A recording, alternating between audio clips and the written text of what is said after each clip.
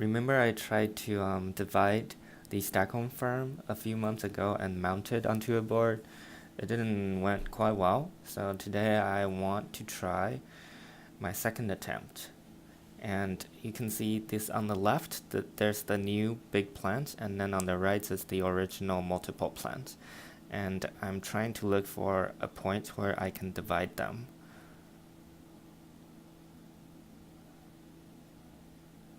So I took the fern out from the pot, and you can see right here, I can divide it right here.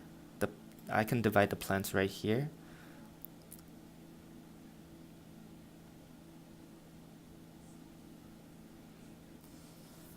So yeah, I'm gonna use this box cutter to divide them right there.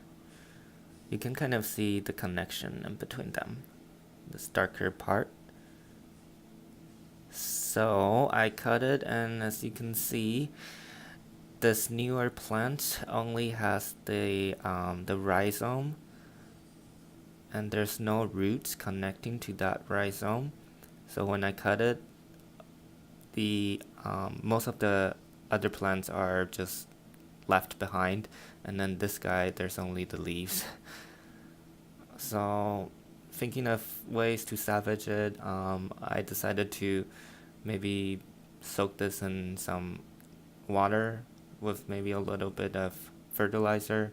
Hopefully it will root from the base, but I don't think that's gonna happen.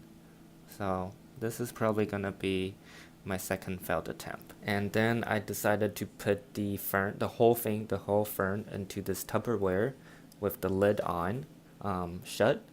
So yeah, what I'm trying to do is to minimize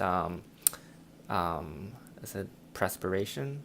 I don't know if that's the right noun for the water loss from leaf. But yeah, I'm going to try to minimize water loss from leaves by increasing the humidity inside this chamber, and hopefully that would give the plant more time to possibly or very unlikely develop some roots from the base. And if that does happen, we have a new staghorn fern plant.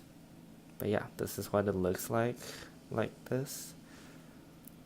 Hopefully it's gonna work, but I'll keep you updated.